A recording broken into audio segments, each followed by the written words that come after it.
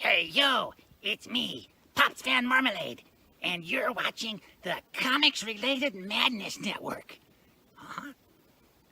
So come get some. CromCon. CromCon.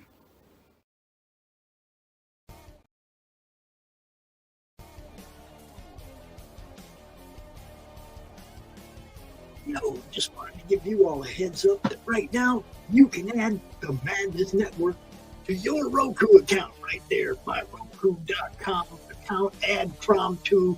Check out our preview. We got 10 of our highlighted shows up there for you to check out. Some of our best stuff from the last 4 years.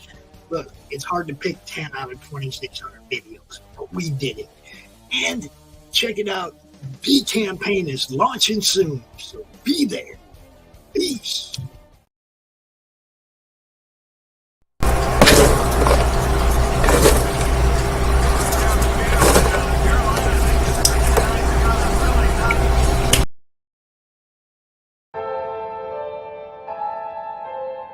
Fairview's coffee has mysteriously gone missing. Mayhem ensues when strange, coffee-craving zombies plague the city. Detective Mickey Potatoes, an overworked public servant, uncovers why ordinary citizens are losing their minds and how to stop the coffee apocalypse. But it involves the mafia. And when you're dealing with mafia crime families, nothing is ever easy.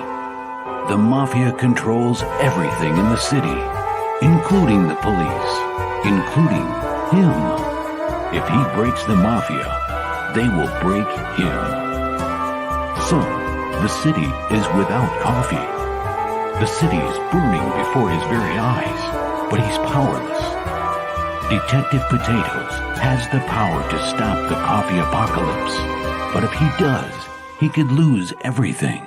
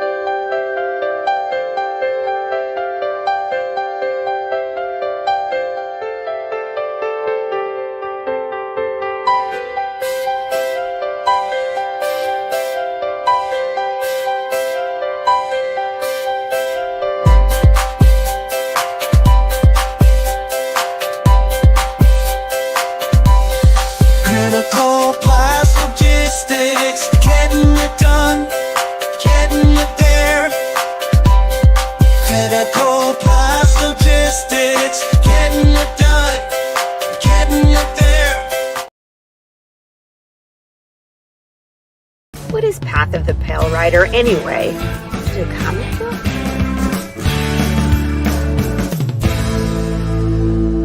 No, that's not it.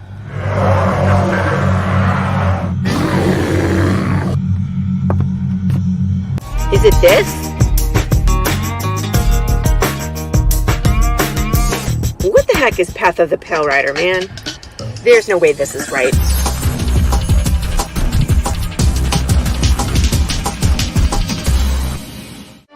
How about this? I have no idea. We can rob a bank. Oh, it's this.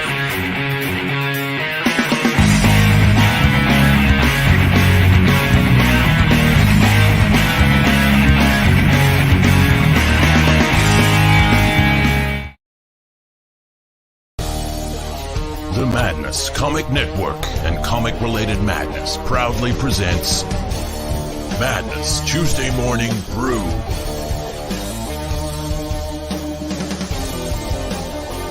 Tune in to our content on Comic Talk with Pops Van Zandt on YouTube.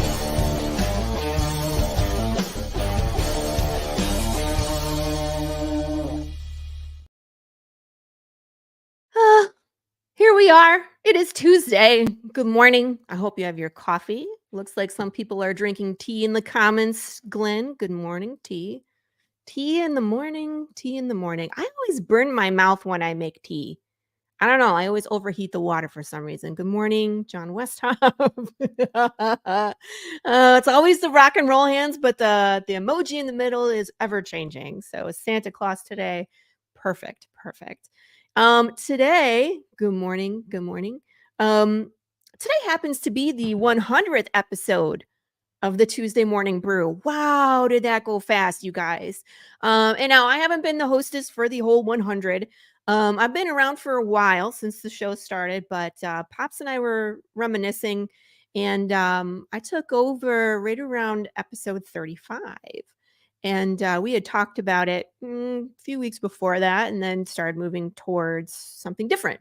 So I have a little video I'd like to share that shows some of the guests that have been on.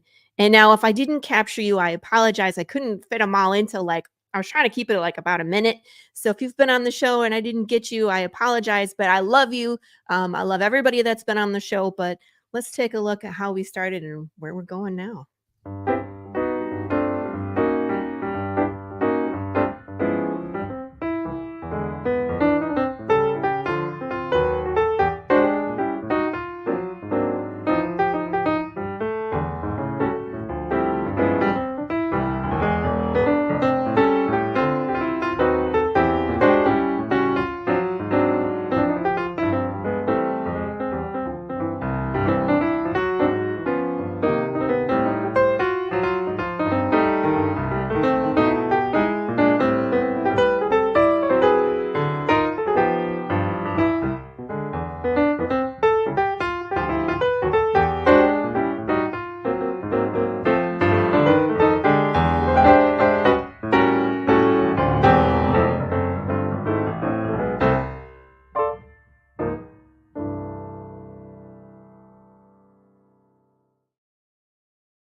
I'm actually a little teary-eyed because a lot of those people that have been on the show have become really good friends of mine and colleagues and have shared secrets to their craft. All amazing people. And thank you so much for coming on the show and sharing yourself with the world. Yeah, that's an idea. We could do that. We could post everybody in a video.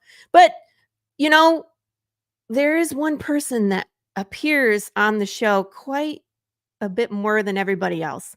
And we saw her a couple times, but I thought, of course, she deserved her own video.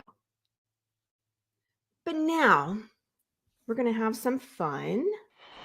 Let's bring in our guest, Clarissa Grant, too. Well, hello. Hello. Anyway, the lady of the hour, of course, is Clarissa Grant. Hi, good morning. Hi. How are you? Waiting hand. Clarissa, good morning. Good morning. How are you? I'm fantastic. How are you? You said that while you weren't looking at camera, so I think it's not true. When you're like, for those of you who aren't familiar with Carissa Branch, I don't know, what is this, your 4th time, 5th time on the show? 6th time, 12th time? Carissa, hello, good morning. Hi. I'm going to bring her on. Carissa. Hi. Good morning. How are you? I'm good. Friend and co-host today. Surprised you are listed as co-host today. Carissa Brand. Hi, Bestie. How are you? Good morning. Woo! I'm good. I'm ready for my campaign to end. That was fun. I was going through the videos and I was like, Carissa. So she got her own video and I think she booked like another 5 shows for next year. So we're going to double that video next year. It'll be great. We'll just have a video of Carissa's. Oh, what a fun time. Has Carissa been on my show more often than you at this point? No, she rivals Pops. Pops is like, it's Laurie, Pops, and then Carissa's next. So I don't know. I should just make her a co-host for Pete's sake. She might as well. So that's a thought. Throw that out in the universe, Carissa. Maybe you can come on and interview some people too. Just saying. I don't think she's watching, but if she is, talking to you. So anyway, that's just a little bit about what's going on, in the past. I thought it was really cool to, oh, look, hey, it's Al. Whippa. Yes, your buddy. You're today from Comics Crusaders, which we will definitely talk about on the show. But I just want to say, if you go back and you watch the Brew, even just when I took over, it was like how things have progressed, how things have slightly changed. What, Max? Laurie never lets me on anymore. Okay. So Max is our DM on Fridays. We played D&D, and I think I had influenza A last week. It was pretty gnarly. And I had already unfortunately made plans to go do all my kids stuff. It was the end of school, so it was their holiday parties and stuff, and of course it was running during D&D, whatever. But I ended up doing nothing. I was just laid out because I was terribly sick. But I was just thinking to myself, I'm not going to play D&D, and hopefully these guys don't kill off my character because I'm not there. But Max tries. He's always gunning for that cleric because the cleric, if she's dead, she can't save everybody else. So yeah. Let's see. The only person who's been to show me, of course, all the souls in the galaxy. Well, Glenn, let's schedule it, man. I got a point. I have shows open in January, which is rare for me. I'm usually booked out a couple months, but I have shows in January. I have 2 open. So if anybody wants to come on the Brew and hang out with me for a couple hours and nerd out and talk about projects and what you do, absolutely. Let's get talking. And thank you, Jay. Jay also has a great show on YouTube, which I love, and I've been on several times. So speaking of podcasting, now, when I first started comics, and this, it's not that long ago, right? I'm particularly new to this game. I had no idea what I was doing and was going to Kickstarter for the first time. I hired Jeff Haas, who is an amazing publicist. So if anybody is starting out or they don't have time to schedule their own stuff, talk to Jeff. He definitely will hook you up. He knows the ropes. So Jeff got me onto a plethora, we're going to use that word, of shows to help me promote Path of the Pale Rider. And 2 of the shows that I was on were both under Comics Crusaders. And I was not familiar at that time, but Comics Crusaders is kind of a big deal, as I find out. So I have a whole 65 episodes under my belt with the Tuesday Brew. And I just picked up another show not too long ago, Any One World Showcase, which is on Wednesdays. So I think we're on episode 11. That one's brand spanking new. But this guy, our guest today, is, I would call, a seasoned professional. Has been in the game, has several podcasts going, has been reviewing comics. So what a perfect guest to have on today, of all days, the 100th episode of the Tuesday Morning Brew, is none other than my good friend, Johnny the Machine Hughes. Hello, how are you, sir? How are Hello, I am very well. Thank you for having me on your show. Yes, I'm British. No, I'm not drinking tea. It has to be coffee. So you? You're drinking coffee? Sacrilegious. I must be the only British guy that doesn't A, drink tea, or B, like Harry Potter.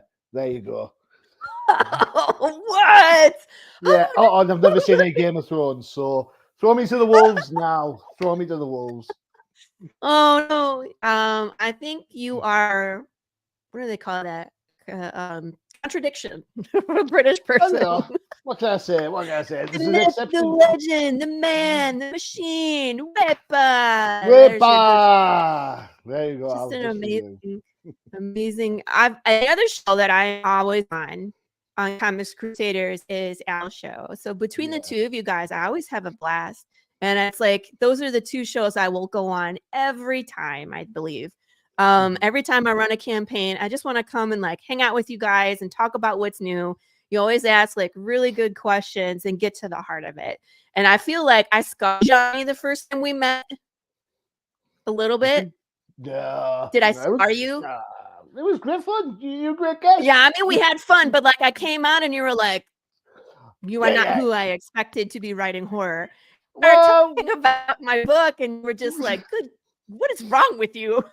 The thing that impressed me the most was just how prepared you were. You came on, you had your backdrops going on, you had the book, you had the videos going on. I didn't have to do anything. I was just like, Laurie, talk about your book. And I just was quiet for about an hour and you just let it go. So, thanks for making my job easy. Not the first time. No, the first time I was on, I was very green. Oh, look who it is. It's another Brit. No.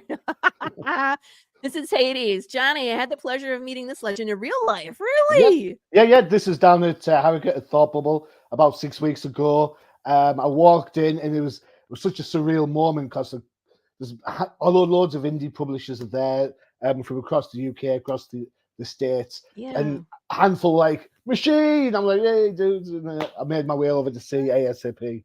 And it was great. It was great meeting the guys that I've spoken to for so long. ASAP, I did some of their voice work when they had the first book out. I was my dulcet tones were reading the horrors of Points of Interest. So yes, if you want to Geordie voice, it was saying the world's going to end in a Geordie accent is probably not the best thing to say.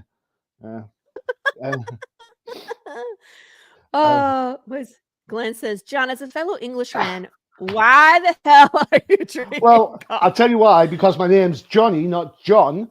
So there's a contradiction. Sorry, Glenn. So that's why I drink coffee, just to throw curveballs out there. Yeah, sorry. Johnny just breaks the mold left and right. He does what he wants to be. He bees what he wants to do. All of that. Yep, true that. And twice on a Sunday. Twice on Sunday, absolutely. So Johnny, with me with 65 episodes under my belt, can you tell us how many episodes you have under your belt with all your different shows? All right, so I'm an editor-in-chief on Comics Crusaders, and that means I get to have a ton of fun with lots of different podcasts. I'm involved with four. The longest one's the Definitive Crusade, which is all about DC books. I'm a DC guy at heart. That's how I got into comic books. Yes, DC. Yes, I'm all about the cowl. Yes, I'm all about the bats. What can I say? Helping you. He's like, I'm four, Johnny. Four. Thanks. I lose track. So, Definitive Crusade. So that's 190 episodes. We started on Skype calls, and we ended up doing different things. And to put that into context, one of our first episodes was around DC Rebirth. How long ago was that? I think we did New 52 as well. So how long ago was that? New 52. When was that? In the 90s? Oh man. On top of that, I'm a guest on No Price Podcast, which is the Marvel show. Okay. Trader. Marvel. All right. Well, see, there's a reason, right? No, I get it. No, you have to. If you also have to do Marvel, right? I mean, there's Well, here's the reason, and it's not about the comics. This one, the Definitive Crusade had been running swimmingly for ages, and somewhere along the line, now the guys on No Prize, for whatever reason, just couldn't schedule it right, couldn't get it right. And you know what? Podcasts have. There's only two things you need to make a podcast work: one, quality. And two, a consistent delivery.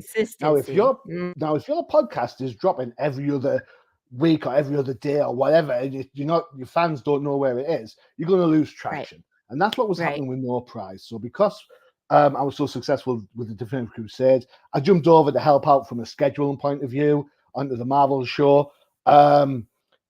Set up some ground lines, say, right, this is what we're going to do. This is when we're recording. This is when it's going to drop, and so on and so forth. There was myself, the professor. Now there's Dark Horse, Lucas on there. We have a great format for that show. It just runs now because we get that scheduling right. It means it drops regularly. So that's the reason why. The other ones is the Outside the Panels, which you've been on several times. I love that show, which is interviews with creators about the comic books and the projects. And then one that's very dear to my heart is the Old Timers Comic Book Show.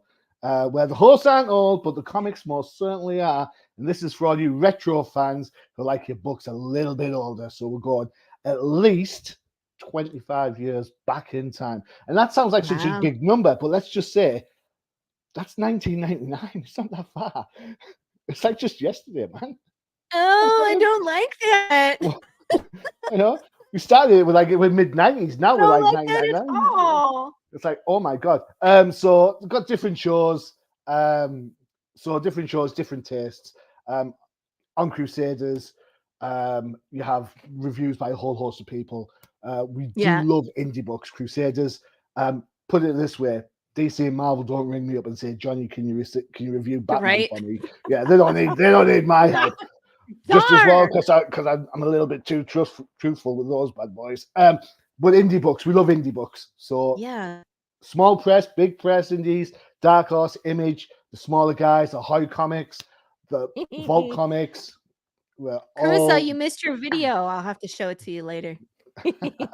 So yeah, that's kind of what I do. And so shed loads, to be honest. It's an ongoing battle. But we do it. I was going to say that's part of the challenge is keeping all the guests straight, making sure you have the material lined up. Because like someone like me, I'm sending people like, here's all my art covers, here's what my Kickstarter link is, here's all my socials, here's a PDF for you to read. Like I send like 16 things when I sign up for a podcast. Tell me about it. You know I've read the book before, right? I know. I always send everything. I'm like, just in case you can't find it or you can't remember, I'm just going to send you all the things again. Yeah. It's again, this strokes back to what I was saying earlier, Laurie. You're so professional. You know, the amount I get the stuff in plenty of time, get a chance to look at it, set the room up. So we've got your backdrop going on. We have your links for your Kickstarter. We get your socials on there so that people can see who they are. And it's live so you can kind of see it so people can go and look as they're watching the pod. Some creators aren't always forthcoming. I'm not going to name names. No, don't name it. That can be a challenge. But the key, I guess, is setting yourself some time. So, for example, I don't record my shows on a Monday and a Friday. So that way, that gives me those days to catch up on stuff and schedule and things. No Prize is recorded on a Saturday, and the other two, Outside the Panels is midweek normally. Definitive Crusade and Old Timers alternate Sundays. So I kind of have that schedule set. So it's a case of I know when the email comes in, I can file it, I can read it when I have the time to do the show. So I'm not reading it like now in the pod sometime in January. You know, I'll leave it till like gets closer so I know what I'm talking about. But that's it. And I mean, really, if you want to know the secret of podcasting, it's just be confident in what you say. Just believe what you say. It's no point and ahhing. If you like something, say why you like it. That's the big thing. And if you don't like it, Interesting. say why you don't like it. Don't just turn around and say, yeah, it Wait. sucks. Yeah. Al, you do the best management for pod scheduling and setup for anyone in the biz. You We what? do. So what he's trying to say is, hey, we use a system called Calendly. So the way it works Yes. is, so you guys, so we get an email saying, hey, could we be on your show? And we send straight out a calendar link and say, right, these are the available slots. The creators pick a slot. That then sends an email to them, an email to me, and then we just save that in our calendars, and everything on that calendar is there, which includes all the socials and all the links that you guys send. So it's a one-stop shop. So we don't.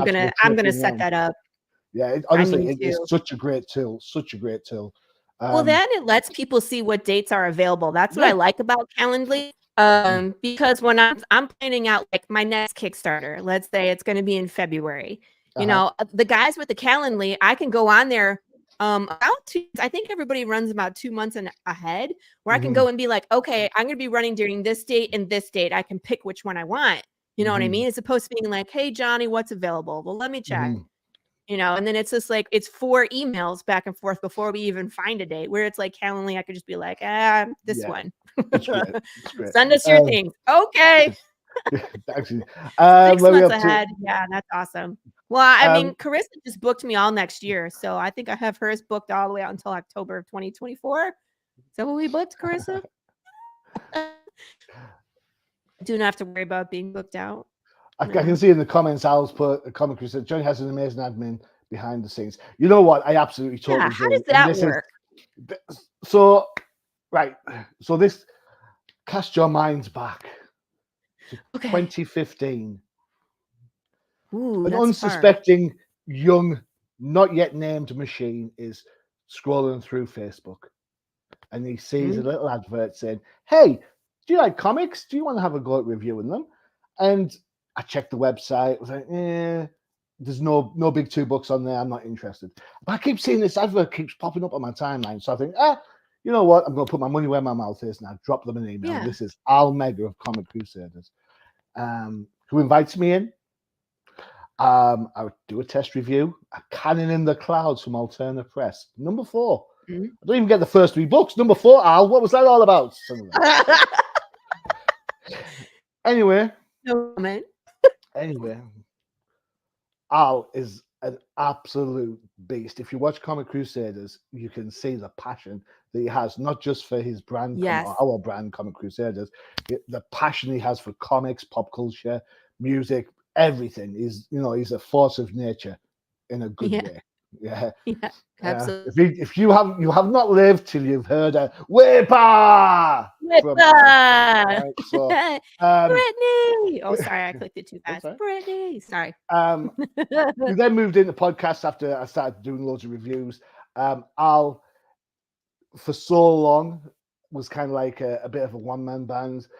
We had a team of editors now who work on the pods. That's kind of dwindled now. Al's the guy behind the scenes. A lot of times, if we're doing other shows, Al's the man in the chair doing all the videos and stuff, so it all runs smoothly. The effort he puts into it is absolutely fantastic. And I will say right now, live on air, that I do give him some crap. You give Al crap? Who would have thought? Yeah, well, it's only because we've been together for years. 2015, man. That's nearly 10 years that we've been working together on comic books and podcasts and stuff. And it's like this: if you can't tell your best friend, if you can't tell your brother from another mother what the honesty is, then you know what, it doesn't work. Me and Al, we have some humdingers, but at the end of the day, we are very much of the same mind. We love comic books, we love indie books, and we're here to promote anybody who can put a book out on Kickstarter. I do more Kickstarter reviews, and Kickstarter don't throw me any money. What's that about? Kickstarter. I know they should, right? Absolutely, they should. They make a ton of money, so spread the wealth. Yeah. No, that's kind of how outside you're his personal Simon Cowell. That's a no from me. Yeah, that is a no from me. Yeah. Thanks, man. Kickstarter owes you a lot. I'm sure they do. Yeah. Yes. They do pay up. So yeah, that's me in a nutshell. Yeah, kind of. So how many people actually are a part of the Comics Crusader team? I'm not aware. So we all have different. We have a bunch of Mhm. guys who just review. We have a bunch of people who just do pods, and we have a bunch of people that do both. Currently, let me get my trusty phone out. I will tell you that now. I bet you Al beats you to it. Let's see. Probably in our chat. Where is it at? How do I find out where our chat is? I can't see where our chat. Comics Crusaders. Has he Al done says it? 26. 26 in the chat. 24. Well, 24 people in the chat. There you go. But on top of that, I mean, as I say, some of the guys and gals that prefer doing pods. We have Freya. Let me just talk to you about Freya. Freya, she's a co-host on the Definitive Crusade, and she is absolutely whip smart. She is fantastic. We call her the resident art critic because she's the one that's going to be like, well, that leg doesn't look right and all this, but she has this fantastic love for K-pop, and her show K-pop Cosmos is just I was going to ask you about your crazy. commercial. Never mind. Continue. No, I mean, yeah, it's great. I mean, she loves K-pop. It comes out once a month. Mm-hmm. She loves DC Comics, and that's the sort of kind of diversification we've got on the shows. You've got Mia Brit, you've got guys over in Boston, we have guys in Australia, we had people in Miami before the Dolphins started winning. They went to watch football games instead. So.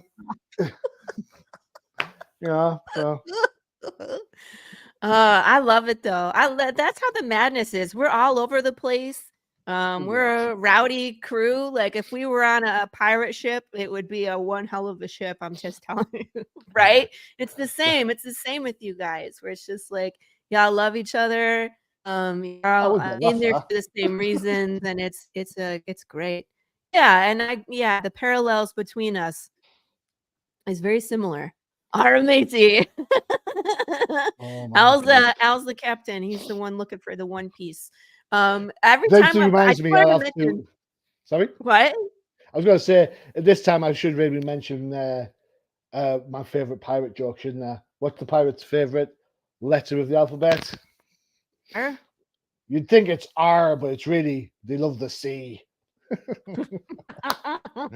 Right, we can stop talking now. Thanks, cheers. This pirate walks into a bar, and he has one of the big navigation wheels attached to his belt.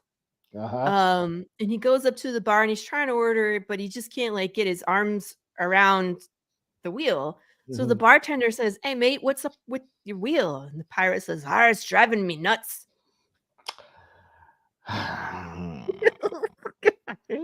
It's time for commercial now.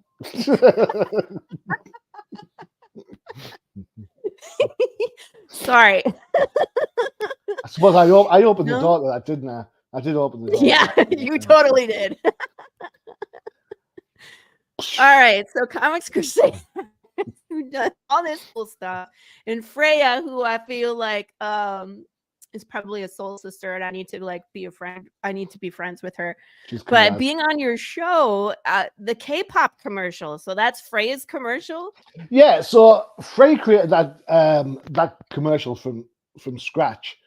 That's her first attempt at doing a commercial, and she did it by herself. The only question she asked me is, "How long do I have to give to worry about copyright?" I was like, you know what? I don't think it's that long because you got to think about it.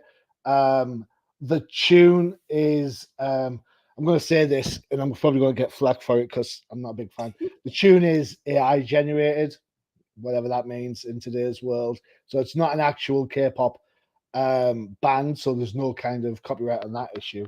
But it's just a wild, bonkers advert, and every time I watch it, I'm like, man, it just looks like Power Rangers dancing to me. It's hilarious. I always forget that it's there until I'm on your show, and you're like, we're gonna have a short commercial break. Be right back, and then it plays, and I'm just like cracking up in the background, dancing to the K-pop, and we get back, and I'm like, I want more of that. My favorite's the Old Timers, which has my wife's voiceover giving it because the tune. It's like a hillbilly type of tune, like. And then when you watch it, when I'm in the background, I can see the guys and the professor.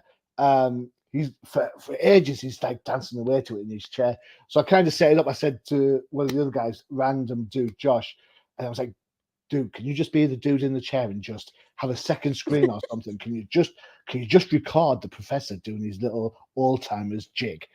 So we're there, and he's doing the jig, and I'm like laughing at my things. Oh my god, what's this gonna? And then you put on my wife's. Do you want to know what makes the professor do his old-timers dance? Check out. I'm like, oh my, it's just so. It's about 17 seconds, and it's just unbelievable. That's I like that one. And Crisis in Toyverse. How can you not talk about? Ow. Are there hillbillies in the UK? Yeah. There are. We call them Mackhams. Mackhams. Yeah. So I've never heard that before. Where I live, there's nicknames for areas. I don't get that one. Interesting. I never thought about that. So where I'm from, Geordie from Newcastle. That's kind of where it comes from. You've seen Geordie Shore on MTV. So they're called Geordies. Down the river, further on down the river, is a place called Sunderland. And Sunderland and Geordies and Newcastle hate each other, like the Dolphins hate the Patriots, like the Dolphins hate the Bills, like the Cowboys hate the Eagles. Yeah, like Marvel hates DC. Right. It's that intense. Yeah. And back in the day when there used to be shipbuilding in the region, it used to be the guys in Sunderland would make the boats and the guys in Newcastle would set them across into the sea. So at which point in Sunderland you make them, and in Geordies you take them and you scrunch it all together, and that's where you get Mackhams from. Yes, the Mackham and the Techam. That's how it works. Okay, that explains that. We do love Gaza. We absolutely love Gaza. We do indeed. So the chat is just eating that up right now. All sorts of comments on that. Yeah, oh my gosh. Sounds like I don't even know if I should put this one up here, Brittany. I don't know. I think that's a pretty bad word. And the Georgie in me, Brittany, wants to say yes, but no. Yes, but no. A slag is someone who's a little bit sexually promiscuous. Right? There you go. They're just cracking up. Oh, it's great. We do love Gaza. Fog on the Tyne is still all his. It's a song. There you go. Hill Incline, Billy William. Thank you. I get it now. I get it. All right. Well, I wanted to ask you some more questions because about nerd stuff. Okay, fire away. I'm sure I'll come back to podcasting. My brain's kind of all over the place right now. So I have some questions stored for podcasting later, but I wanted to ask you questions about comics. And you said that you're a Camp DC, very much so. What is it about DC Comics that gets you? Well, happenstance. There you go. There's a word.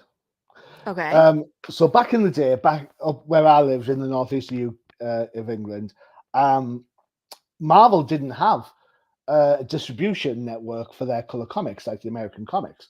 All you'd get would be black and white reprints, whereas DC did have a distribution network. So you'd be able to go to the local news agents, which I guess is a 7-Eleven equivalent, like a mom and pop store in the state, and there'd be comics on the rack. So the only thing you could buy, and this is probably 76, 77, something like that, 78. The only thing you could buy with any regularity, were American comic books wise, was DC books. That's it.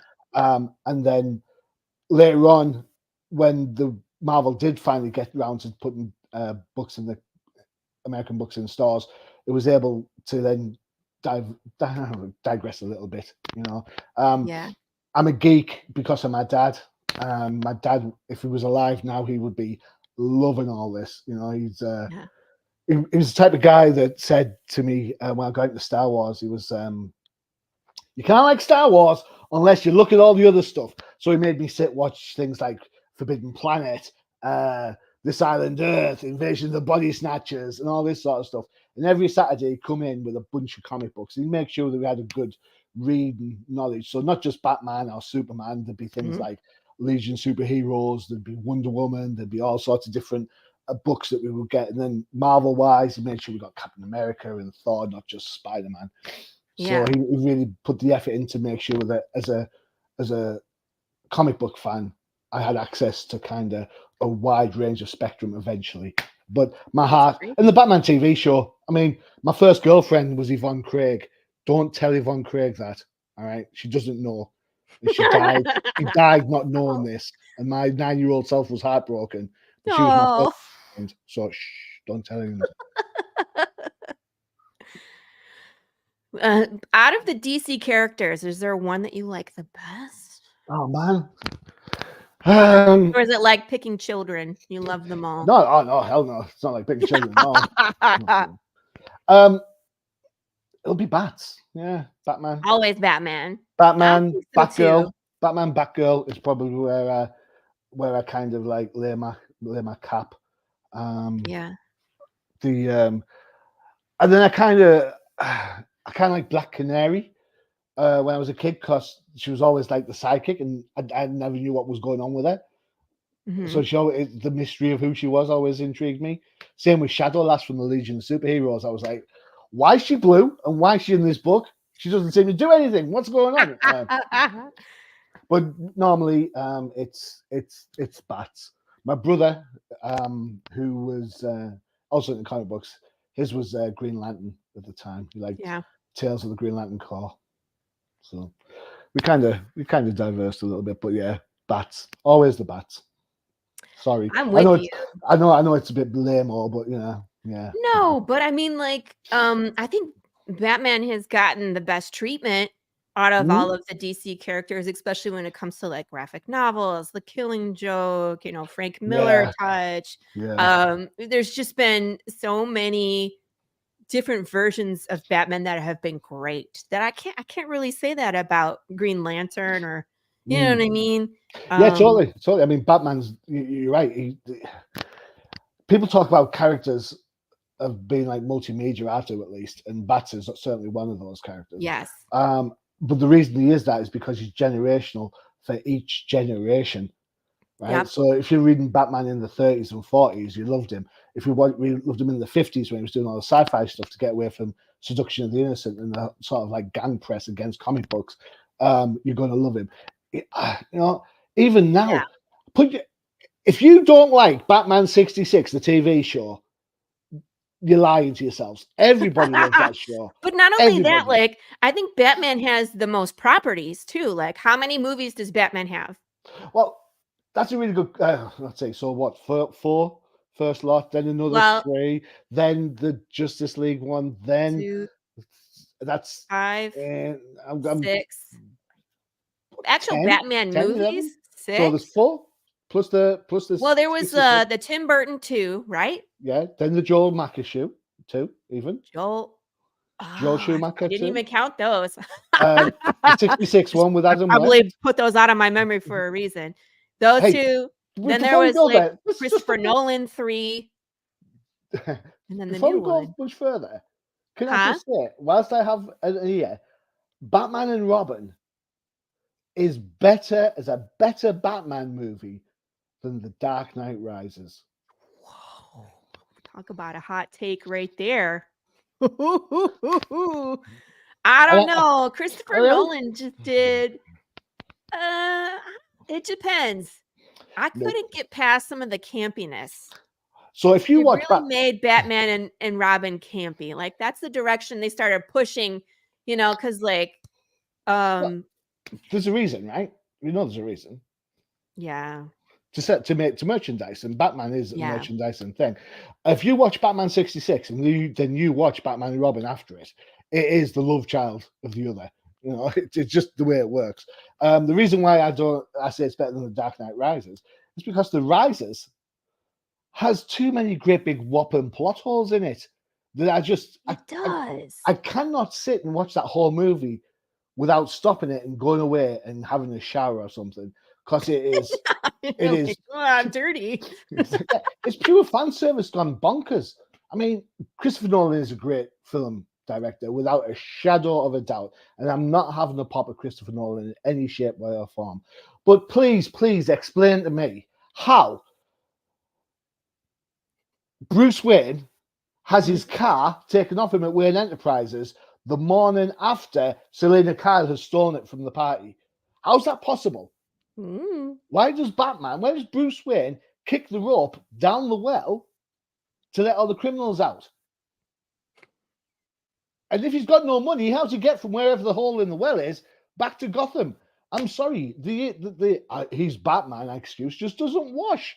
I know. If you're structuring your films as realist and realistic, then these are the questions that you've got to kind of go with. If you then want to go on the third act and then say we're going to forgo all that and just go balls to the wall crazy because he's Batman, then what was the point of the other two? See, but this is the problem with Hollywood. I bet you it was written into the script and it just got edited out. Christopher Nolan usually does such tight scripts. Like if you watch Inception or you watch like what was the one about time, which is nuts. Like the way that he writes his scripts, not Inception, the other one where they were going backwards and forwards in time. Yeah, another one with Denzel Washington and Robert Pattinson. Yeah, Divergent, is that what it's called? I don't think so. Al, here we go. Let's Google it. I forget. Answers on the postcard too. I mean, but I mean, when you're used to Christopher Nolan movies, that's the kind of script you get when he gets to do what he wants with his time. But Batman, I'm sure they were like, no, sorry, it needs to be under 2.5 hours. Tenet, thank you. There you go. I've just got it there. Yeah. Sorry. So for the script to have that many holes, I definitely think someone was in there meddling. Some producer was like, no, cut this out. No, I don't care. Nobody, blah, blah. He's Batman. It's fine. Yeah. You know what I mean? So that just sucks because we probably could have had a better movie if they would have let Nolan do what he does best. In my head, they should have Twilighted it or Harry Potter it. The first Harry Potter it. So 2 parts, right? So first part ends when Bruce gets chucked in the hole. That's it. That's your end. Very Empire Strikes Back. Han Solo's been carbonated. The world is going to end. Johnny the Machine Hughes' heart's broken because his favorite character is never coming back to Star Wars. That's where the film ends, right? And then the next film comes out 6 months later, and you can feel like there's been a passage of time. Mm-hmm. So that way it starts, and that way you get to see Bruce get rejuvenated. I mean, we talk about plot holes. It's like Bane breaks Batman's back in the movie and then throws him in the pit where he can have his back healed, and all you have to do was take his knee brace off him and he would have been screwed. Now that's just crazy. Because he's Batman. Yeah. He's not Wolverine.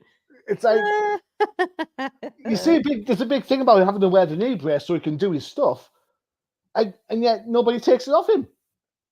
It's like, yeah. But no, I think this is what happens. I think when you get too close to the project, I suppose. But, we didn't even talk about the Batman video games. Those were amazing too. Well, 3 out of 4. I don't think my husband played them, so I got snippets. You know what I mean? Like I wasn't playing them myself, but for the most part, I thought they were pretty entertaining, and the cutscenes were great. And so where do you think they should take Batman? Because they're gonna. Are they doing another Robert Pattinson? Yeah. The talk of doing a sequel. Okay. I was gonna say I think that's probably next, but would you like to see like a Batman Beyond? What do you think? So everyone who's on games, that's what I'm talking about, Max. Yeah. For me, I'm going to answer the question in a long-winded way. All right. So apologies for this. And I then love we the- got time. yeah. I like Plenty of I like the animated movies that DC do. DC probably their animated movies are by far better than Marvel's. That said, it does annoy me when I buy the DVD or the Blu-ray. And yes, I still buy Blu-rays. I'm an old timer. It's a great word. We won't tell anybody. I'm wearing the jersey, man. Yeah, old timers. Woo! So I hate it when it says DC original movie. I think, great, it's original. Let's see what this one's called. Oh, yes, Hush. We've already done that. And it's like, I've read the book. I've got the comics. Yeah. Is this original? Oh, no, hold on. There's another original. What's this one? The Long Halloween. Done it. Seen it. So should there be a Batman Beyond movie? Well, why? Because Batman Beyond cartoon is great as it is. Why do I need to see a movie? Why? Because they do it to everything. I went to the pictures. I don't know. Cyberpunk Batman would be pretty cool to see live Yeah, action. you're right. About 20 years ago when it was, hip. It's not hip now, is it? We went to the movies last night. My wife and I. We went to see the 20th anniversary of Love Actually. One of our favorite Christmas movies. Really? Yeah, we love it. Christmas, yeah. So, if you look around, you'll find that love actually is all around. The trailers had. Are you ready? Yeah. The Mean Girls reboot. Yeah, I saw that. The Color of Purple reboot. Yep. Why on earth are people rebooting The Color of Purple? That is a classic movie from the get-go. Why even bother? See, I don't know. It's like it's a love-hate relationship where it's like I like the actors and the actresses that are in the updated version. I know it's the same story, but I like the new people. So I don't know. You know what I mean? I don't know how to feel about it. Did it need to be redone? Probably not, because it's a classic. It's like certain movies you're like, never touch this movie. Don't ever touch The Usual Suspects. Don't ever touch, Godfather. Don't ever touch it. You know what I mean? But when they do it, I don't know. Is it for dollars? Because it really must be, because people are going to see it because there is an audience. So that's really the only reason I can think of. With The Color Purple, there's going to be a social statement to this, and that's absolutely totally fine. There should be. Media's there to help educate people in some respects. It's to help celebrate successes, to recognize failings in systems, and so on. That's all well and good. Tell us how you feel, Al. But why can't we do it originally? You know what I'm saying? Yeah. There's a review coming out on Comics Crusaders in the next couple of days, and it's Animal Pound #1 from Boom Studios, written by Tom King with Peter Gross on art. And it is an Orwellian allegory for Animal Farm. Animal Farm, yep. Absolutely, without a shadow of a doubt, its influences are all over the place. Setting it in an Animal Pound makes the book more humane straight away, because we all know what that's like. We've all been to the pound to get a rescued dog or a rescued cat or whatever.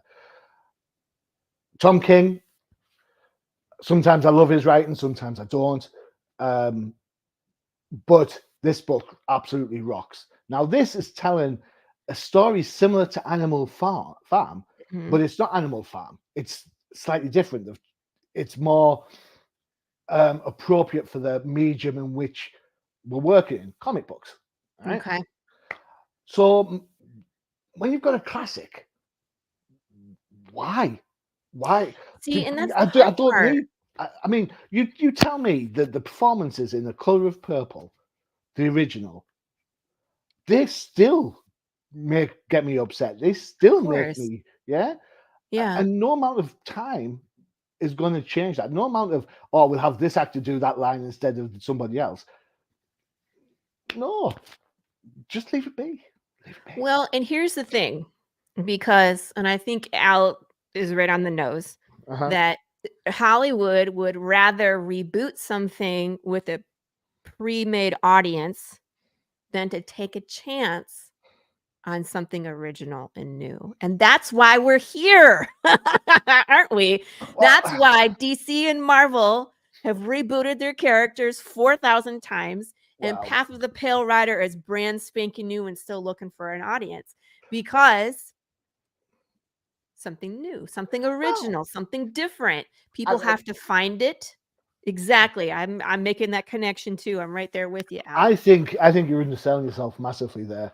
I think Path of the Pale Rider, for me, over the last 18 months we've been talking over various Kickstarters and projects, has to be, and I said this on outside the panel, it is the most complete project I have ever seen on Kickstarters. It covers the comic books, there's multimedia, there's aspects to get you involved, there's Funko Pops, there's collectibles.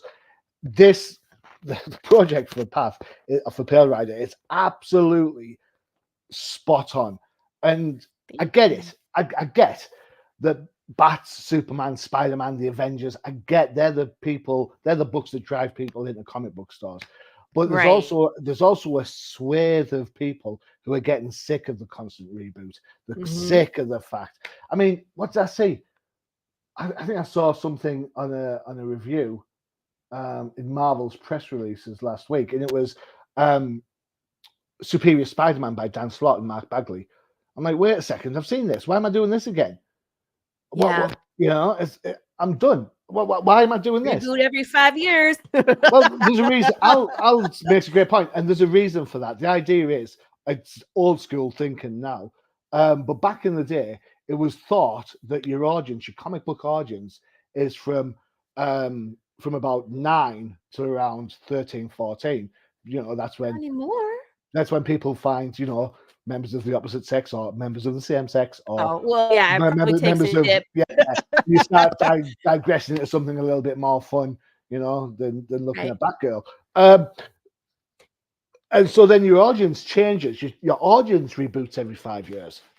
That's what happens, and that's why the reboot cycle comes into play.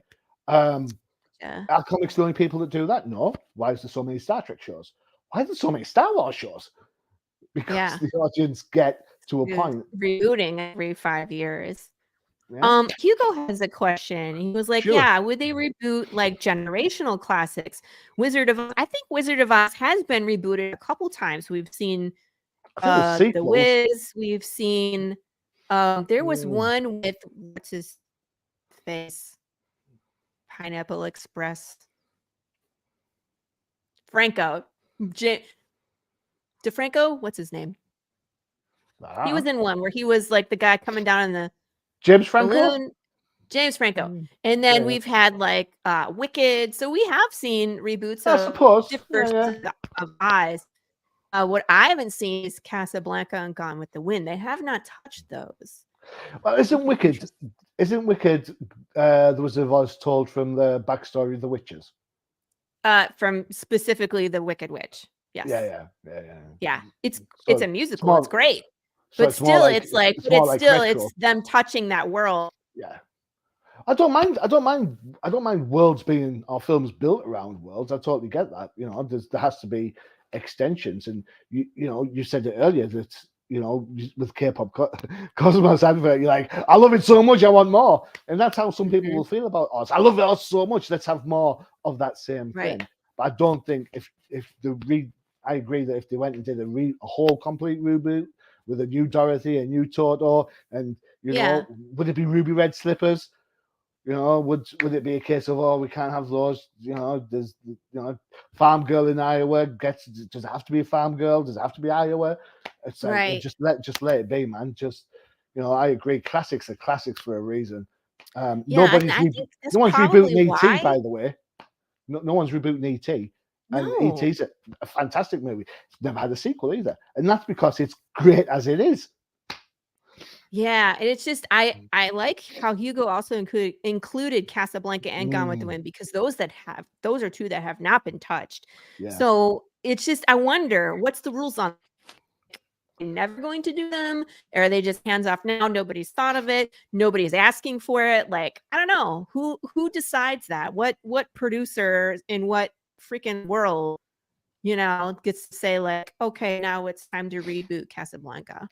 I would think. Who knows? I would think, and this is the view from the cheap seats, so apologies for this. Well, I mean, you are the reviewer. Give us your opinion. I would think it's about. I think it's a societal thing. I think the message behind Casablanca probably doesn't fly in today's societal sensibilities. Same with Gone with the Wind, to an extent. Yeah. But they could redo it just in a different setting. But then it's not Gone with the Wind, is it? True. The Color Purple. You know what? There is still, and again, I save you from the cheap seats because I don't live this. So if I sound like a pretentious white guy from England, then that's exactly what I am. I really apologize for that. There's nothing I can do about that. But you know, there is still race issues across the world. So the Color Purple has an element of societal impact still. You know, and if they're updating it to get a younger audience in to share the same message as the original, that's probably the producer thing. Let's do that. You know, does it need to be redone? No, because the first one still holds up. And this is kind of what my review says of the Animal Pound / Animal Farm book.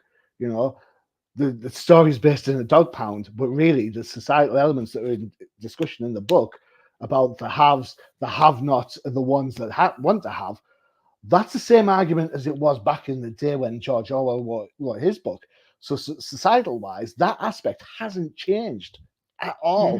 So it's the same story. Yeah.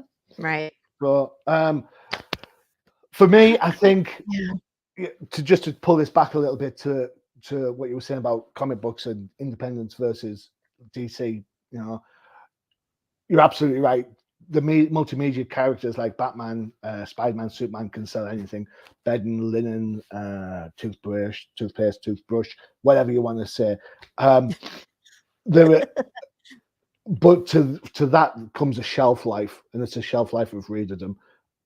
Things like Pale Rider and a whole host of the other indie books that I've had the privilege of looking at through Kickstarters and through the reviews on Crusaders, they have a life of their own.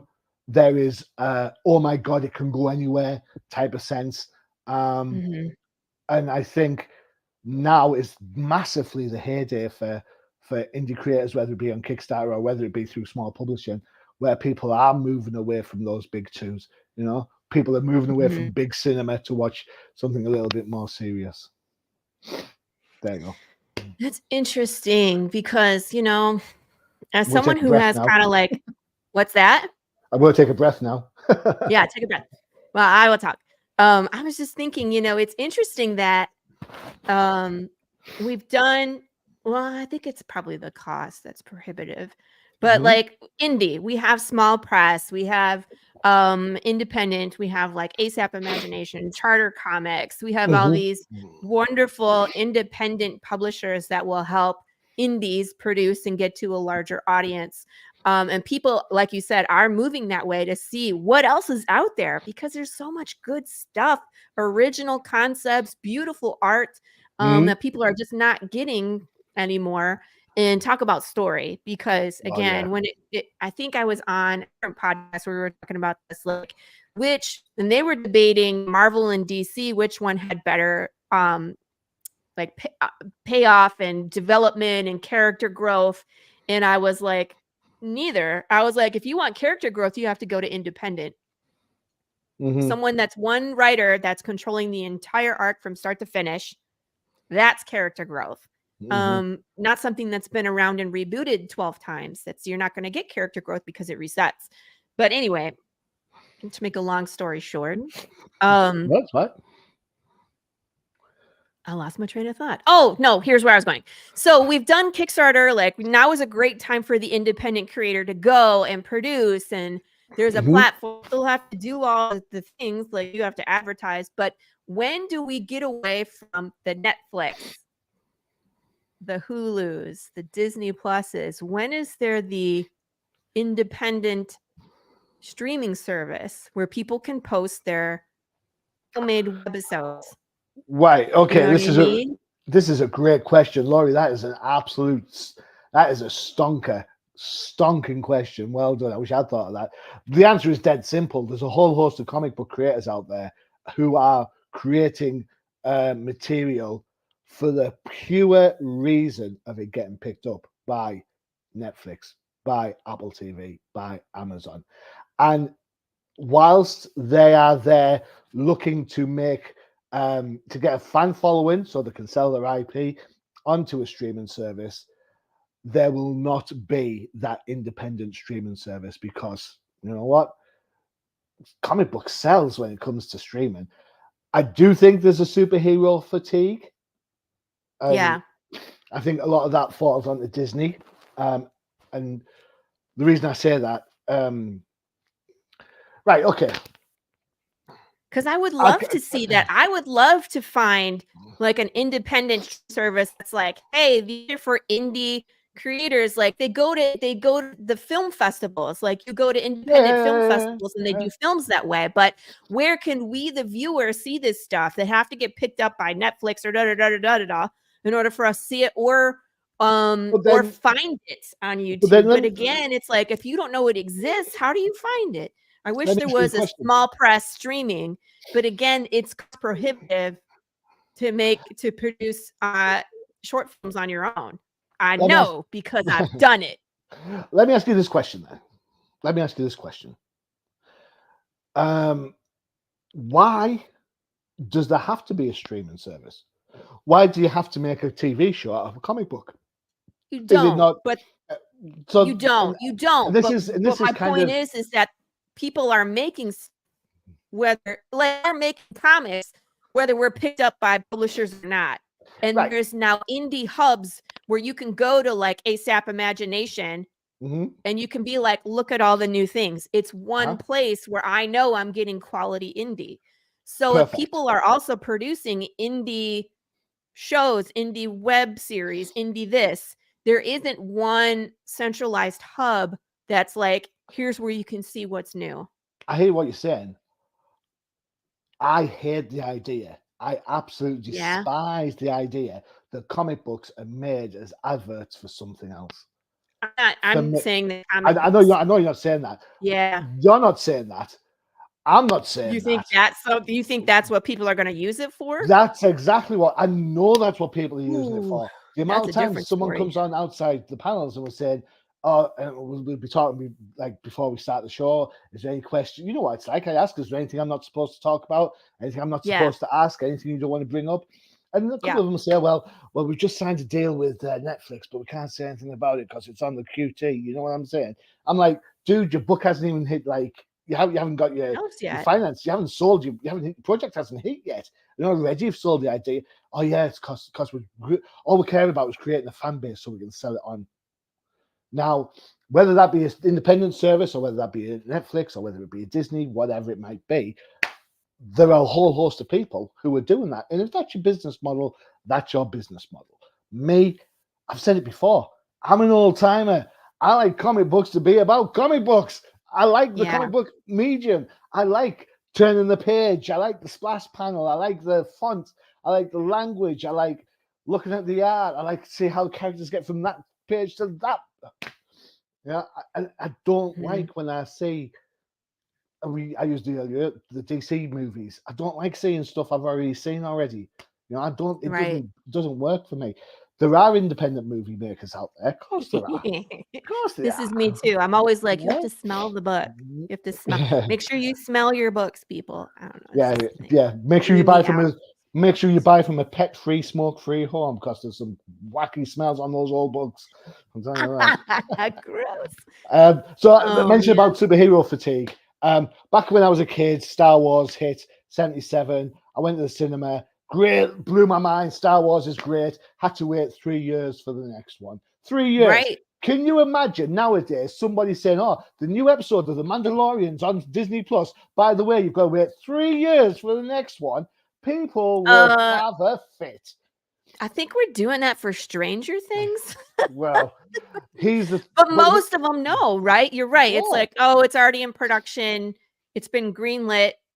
And why would you go to the cinema to watch the Marvels movie when you can watch a superhero show on Disney that has got equally as good enough special effects as that film?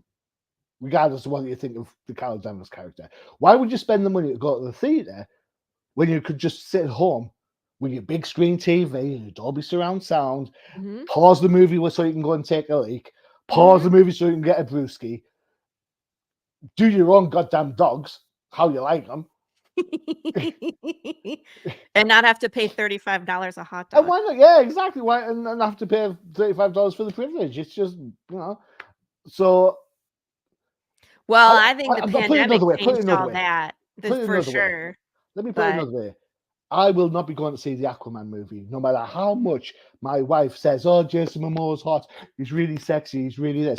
I don't care. I'm not going to see it. I didn't go see the first one at the cinema. I thought the first one was good, but I think, I don't know. I think a lot of them these days, it's like the sequels become a comedy. It looks to me like this next one's going to be a comedy. They've turned Jason Momoa into something that's funny, and he can be funny, but not in this. It's going to be Thor Ragnarok all over again, in my opinion.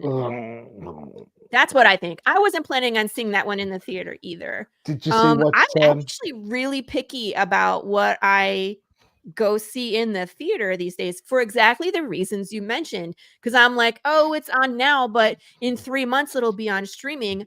I can just wait. And I have that big screen, Adobe surround sound, kids, dog, don't have to get a babysitter. They're in bed. I can just watch and I can pause.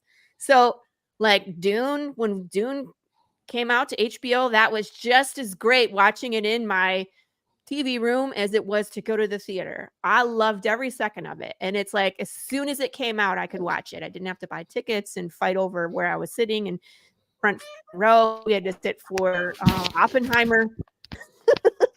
We sat in the front row for Oppenheimer, and I think I died slightly. It's like, I think I'm actually getting blown away. Was it 2 years between Mando 2 and 3? Yeah, it was, because they were promoting Book of Boba all Fett. the other stuff. There was Book of Boba Fett, and then I think the Ashoka series. They were doing other stuff besides Mando that they were pushing, so Mando got like shoved to the back. Can we agree that Mando 3 is a terrible show and it should have stopped at Mando 2? I didn't even finish watching it. So that's how you know if I don't think it's up to snuff, if I just give up in the middle. Like I'm waiting between episodes and I forget. But like, let me just say, the last season of Loki, we were watching it when it came out on that evening. You know what I mean? Like we're sitting in our seats watching the thing. But like Mando, I didn't even watch it, the end of it. Like I don't think I watched the last one of Ashoka, even though I was enjoying that. I just ran out of time. So again, is it up to snuff if I'm not really like, nah, I'll watch it later. Yeah. Oppenheimer put you to sleep. How? They blew up the screen, Al. Probably the explosion wasn't as big as his weapon. That's the problem. Yeah. Oh my gosh. And that's Christopher Nolan doing practical effects. That was I loved that movie. I thought it was great. I'm a little bit of a history nut too. Like I watch all like the World War II Band of Brothers is just like the most I love Band of Brothers. Pacific not so much, but Band of Brothers was amazing. So anything that's like historical and accurate and gives us a little peek into some of the things that people had to live through. I love all those. Explosive ASMR. Is that it? I don't. Hugo, you do it. We'll see if it succeeds. Yes, Saving Private Ryan, Band of Brothers. Like those were just, they just get you right in the feels, Absolutely. But anyway, so we have talked about DC in movies. But what? Okay, so indie. When you're reviewing indie, check off some of the things that you look for in something that you would give like a good review.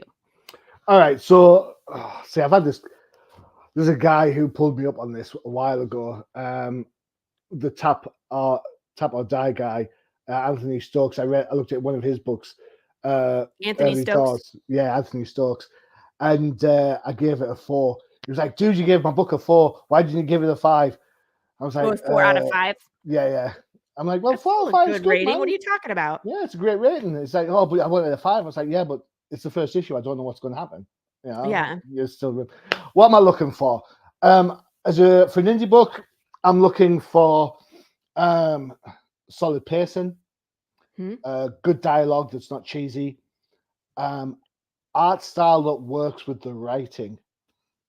I don't particularly. I'm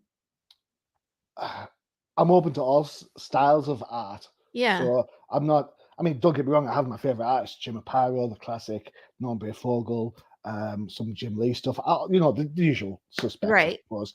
But I don't judge indie books by that standard, because I think to No. myself, these guys are starting out. They're trying to, or guys and girls are just starting out. When I say guys, I mean like generically Everybody. guys. Yeah, I get don't you. just mean okay. Just get that out there. I'm good. Cool. Thank you. So I look for consistency. I look for consistency of the art.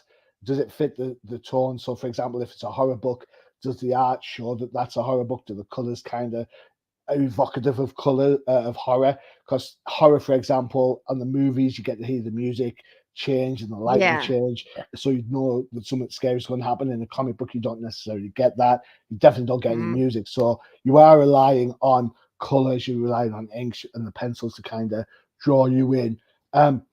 So you've kind of got to look and think, does it work within the frame of the story that you're trying to tell? To back what I'll say, we don't charge for reviews. If we do a review, it's free of charge. And I will say this about reviews: they're just our opinions, man. You know what I'm saying? Yeah. Just because I don't like tuna on a pizza doesn't mean everybody should like tuna on a pizza. If you like tuna on a pizza, you knock yourself out. That's fine. If you like the Jets, fine. Love the Jets. Right. Yeah. But also, don't pay for reviews. How can anyone give you an honest opinion of something when there's dollars involved? And this is a really great point. I was I would feel odd taking money from a review especially if I'm giving it a bad review, you know. And I will say this: you mentioned the Simon Cowell thing. Al mentioned it a while ago, Right. And he mentions it because I am firm but fair, and just because it's a Marvel book or a DC book, you don't get a free pass. No. If your book sucks, or I think your book sucks, or I don't like the writing, or I don't like the art, then I'm going to tell you that I don't like the art, and then this is the reason why. Same with indie guys. I get the indie writers and artists; they're on a different journey to some of the big two, and right, it's that consistency, it's that kind of flow. Your books, for example, Path of the Pale Rider. But there it is. I got my puzz mixed up. Sorry. So Pale Rider, it's been consistent all the way through. Even when you went and added color on, it still remained consistent. It was still a dirty world. It's a dying world that's not quite dead, or is it quite alive? You don't know. Right. It's consistent with the story that you're telling. If all of a sudden you started seeing cuddly, cute characters all around, you'd be like, "Whoa, wait a second, they don't fit." Yeah. We were just having this discussion, Marco and I, yesterday, because he's doing some new character sketches, and I want to make them like I have this look in my mind, and he was like, "Laurie, I don't know if we can do that," and I'm like, "We're doing it, Marco." I'm like, "You need to make it look like this." And he was like, "That's gonna cross a line, lady," and I was like, "I'm sorry, but we need to." I'm like, "This world is not the same." So the lines that used to be there are not there anymore, right? They're Check different. Hugo's last comment. Class, brilliant. What do you say? Path of the Pale Care Bear. I would read that book. I would read that book. Send me that book, and I would read that. Who can do that? I think Ken Salinas comes to mind. Maybe Lacey Kruger, who can draw Big James as a Care Bear. Big James as a Care Bear.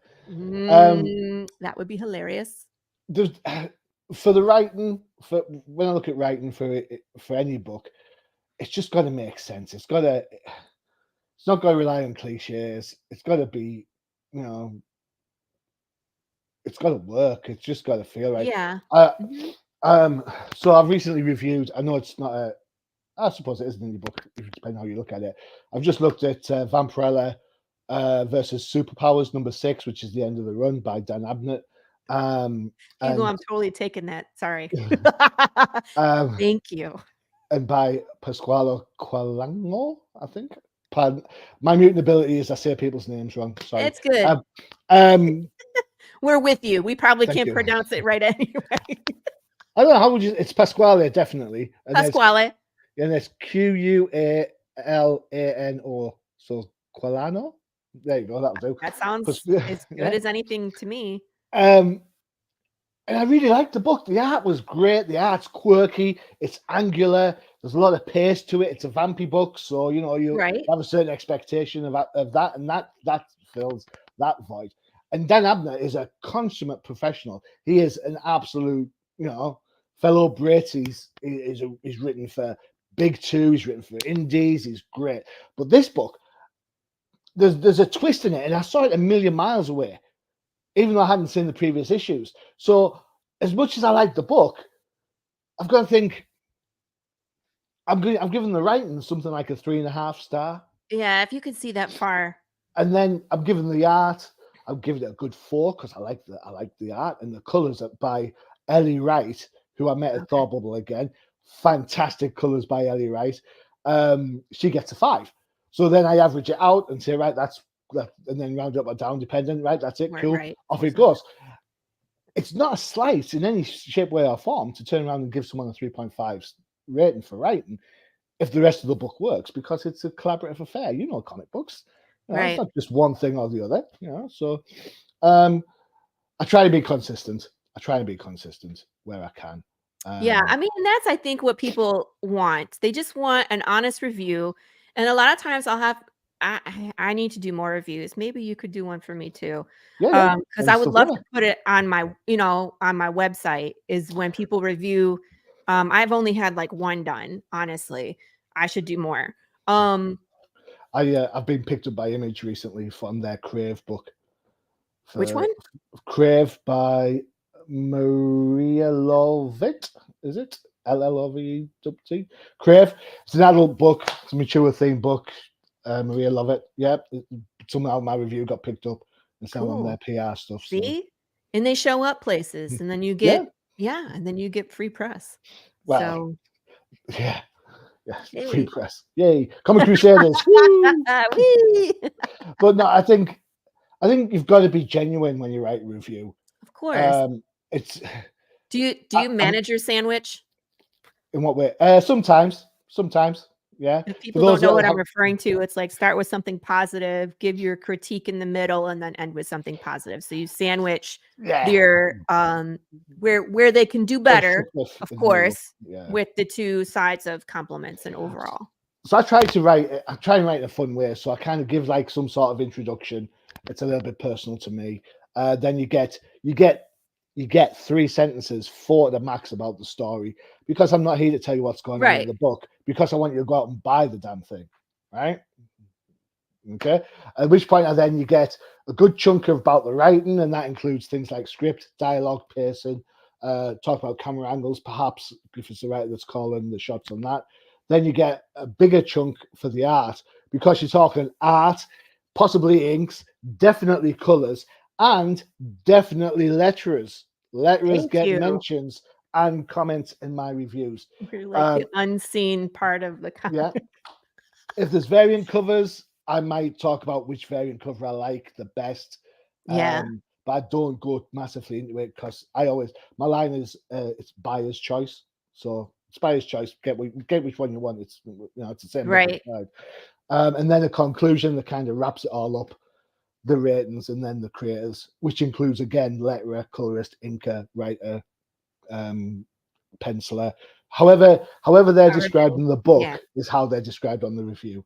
So it could be things like script by Joe Bloggs, story by Joe Bloggs and John Smith. I'm not here to kind of say what they are. I just take their word because they tell me. Right. Also, Hugo says the review isn't just the final score, it's also who reviews it. So 4 from reviewer A may be as helpful as a 2 from reviewer B because I yeah, know I like what B yeah, dislikes. So it's a Cisco good would shout. agree. Yeah, Yeah, yeah. that's, It's and a that's good point. yeah, it's and it really Like, is I because you've wouldn't got send my stuff to be reviewed by the same people who watch The Notebook.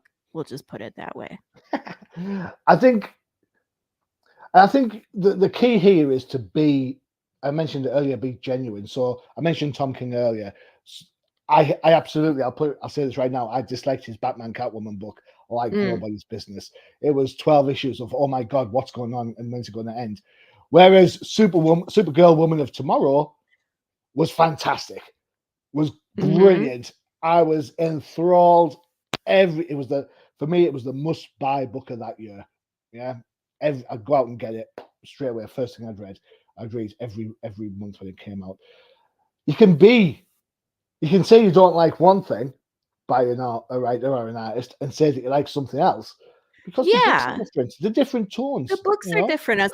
A lot of times if I'm doing 2 different series, like the whole team is different. You know what I mean? Like I might be the same writer, but I have different artists. I have different everybody. And you've got to write to the artist's strength. Mm-hmm. It's no good kind of saying, right, I want 17 Care Bears if the person drawing the book is into drawing, Monster Well, and it Mayhem. could be different genre. Like Path is Western apocalypse. Path of Psycho Sal is straight up 80s slasher horror. Kitty. So Sorry. it's just they're all different. So every story is going to have its pros and cons. And cat.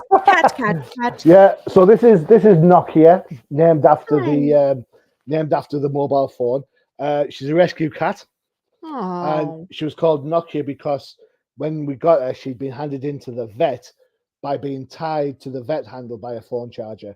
Excuse me? So the vet took her in, made sure she was safe, handed off to a rescue centre, and then when we went looking for a cat, she jumped on my shoulder. So she picked me, not the other way around. So this is Nokia. She's a good girl. We love her. Oh, now she's gonna bite you. That's fine. It's all love bite. Yeah, she's all hungry. She's all up in my grill. There you go. Feed me. He's like, it's dinner time, Dad. Let me summon the butler to do that. Is cat math. Cat math is dinner is at 5:00, and if you are 2 minutes late, you are 2 hours late. Yeah. Also, if you are 2 minutes early, you are 2 hours late. There we go. Sorry, I'll just text my wife to see if she'll come down and feed Saint Beast. Nokia. She is going to yes take over the show. Yeah, she can. One of our shows is co-hosted by a cat. My wife would come down and she wasn't aware that there was a cat. Maybe he's just pussyfooting around the idea. Maybe he's feline fine about it. My wife's just come in and shook her head at my feline joke. Thanks. Oh yeah, we're all shaking our heads at that one. Sorry. Yeah, nope. Cool. Oh, apparently on the show offs, there's a cat that hangs there out. You go. Yeah. I would love to have my dog co-host my show, but he's a big galoot. My dog is a 6-month-old Newfie Doodle, so he's half Newfoundland and half poodle. Oh my God, that's kind of like a big thing at the front and a small thing at the back, right? Well, Newfies are typically 150 pounds, and then French poodles, they get pretty big too. But Newfies, he's a big dumb galoot, and I love him to pieces. He's such a good, polite boy. But he's a whole 50 pounds at 6 months. So he's going to be a giant freaking ball of fluff. I don't know. Oh my God. His favorite thing to do right now is to chase my girls. He has this squeaky toast. It looks like a piece of toast with butter on it, and it squeaks. So he has it in his mouth, and they're running, and he chases them and squeaks at them. It's hilarious. Cool. So, fun time. Pets are fun. That's what I say. Yeah. Pets are fun. Pets are fun. So I have to ask, having consumed so many comics and indie and Marvel, DC, and everything in between, have you ever had a story inside you? Ever thought about writing? Oh man, I can't tell you, can I? Because if I tell you, then it's going to be gone. It'll be out there in the world. Yes. What is do the you answer. mean? If I tell you what my I'm story not is, gonna everyone's take going to your go, idea. yeah. It's a yes or no question. Yes, I Oh, have an okay. idea. Yes, I Or have it. Yes, I have an do idea. you? Yes, I Do have. you? I always thought that you did, and we never got a chance to talk about it. How I have a long have cast. you? I have a cast of characters all ready to go. Oh, okay, that's what I was like. There's no way that you've been reading comic books for this long and not come up with something. I didn't think it was any good. You know, there's writers out there that can help. That's what we do. Well, the idea here is it's going to kind of it's going to sound really strange when I say it like this, but the idea here is it's kind of a little bit action packed, a little bit action based. It's going to look at things like identity, some self-esteem, some gender issues, just kind of try and build some of that, I suppose, angsty stuff that certain comic book publishers are used to in the past, but kind of make it more relevant to today's world in an action framework. Sounds super pretentious, and I don't mean to be. So no, it but sounds. We'll talk offline. We'll talk. I was gonna say, I'm like, it sounds like it has a lot of moving parts. It is, and I've kind of in my head, I've got the kind of like the big beats down. Mm-hmm. It's how to get from there to there to there to there to there. Yeah. It kind of if anyone watches outside the panels, it's one of the questions I always tend to ask writers. It's kind of how do you write? Do you write like organically from start to finish, or do you know where your big beats are and then work out how you get from there to there to there, or which bit? It's kind of akin to when you draw. I like to doodle. I like to draw, and I always draw the figure first. And then when I start doing the cityscape behind it, I get bored because it's just lines. I'm done with that. Yeah. So now I don't draw cityscapes. I just draw the figure. Yeah, there you go. But then again, I'm not a published artist, so that's it. I can't do what those guys can do. It's just nuts. The guys and gals can do is just amazing. And that's why I pay Marco to draw the comic, because I would still be drawing issue 1 17 years later. And it would suck. So, and this is a great point to bring up. If you are an aspiring artist, don't be scared by people like me who review comic books. All right, people like me know that there's different art styles, and we're not going to turn around and say, "Wow, this person's not Jim Lee, so therefore it's bad." We're not going to say that. But nobody is Jim Lee except for Jim Lee. So exactly. But then again, did you see Jim Lee when he first started out? Right. Jim Lee when he started out wasn't Jim Lee. So, right. So enjoy your style. Enjoy what you draw. Yeah. The amount of times, and this, I don't mean we're rag on Marvel here. No, the amount of times I pick up an X book right now, whether it be the Fall, the House, the Powers, whatever. Right. There's a whole host of different artists work on that book. Right. I can't tell the style difference. And I've been reading comics for how many years now? Mm-hmm. They've created a house style which deviates from potentially that artist's main strength in order to show a uniform front. Now, that's all well and good if that's what you don't want to do. Knock yourselves out, each to their own. But if I'm a company and I'm paying an artist to draw, I want to see his best work. I want to see their best work. Yeah. I don't want you to give me something that looks like this person or that person. Yeah. I want to see something that you can bring to the table. And you know what? You run the risk of someone going, you know what? That doesn't work for me. Well, so what? If it doesn't work, get better. Practice. That's what it's for. Or it works for somebody else. Again, it's like you said, like the gritty textures, the weird, it might work better for a horror. Like poor Marco, I feel like he could do just about any genre he wanted to. But he's been kind of sucked into dystopian and apocalypse based off of the things that he has done. So like when I found him, he had already done work in this other series called Malka, which was a dystopian like Hawaii, where, these people on the island got trapped there. They can't get out. There's no electricity. There's no phone or radio or nothing. Right. So what went to the island in the in modern age that just fell apart, what would it look like? So it was me looking at that art that I was like, this fits Path, which of course it does, because it's dystopian, futuristic, apocalypse. I was like, but we're gonna add some zombies in there and maybe an undead bear. Are you cool with that? He's like, yeah. So, but again, I've seen him some of the fan art that he does. I've seen him draw like amazing Loki, and he loves DC, and he does anime, and he's done One Piece, and he's done. So really, he could do anything, but it's like the same thing where it's like what works for one artist, if their style is one way, it's like, well, this doesn't work for me because I'm in horror and I don't want bright colors. Yeah.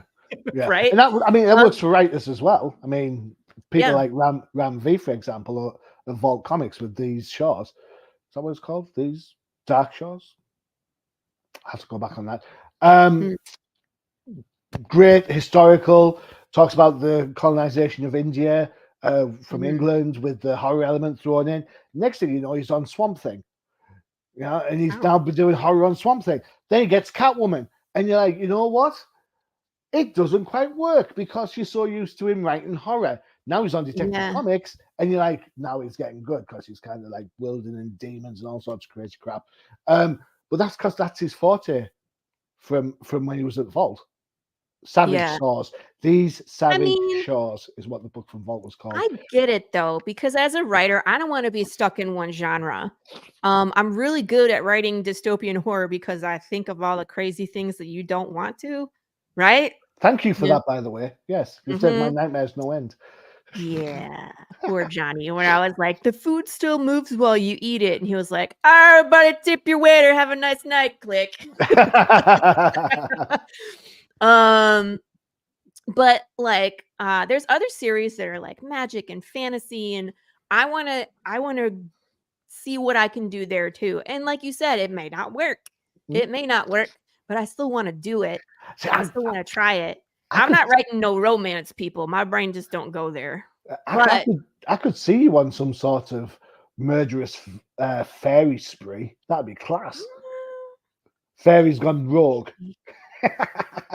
No, there's just like it depends on the opportunity that presents itself. But I can see why he would do that, where he'd be like horror, and then Swamp Thing is like sci-fi horror, and then Catwoman is just so different, though. I don't know, but I get it. I'm thinking now. I've got a pitch for you, right?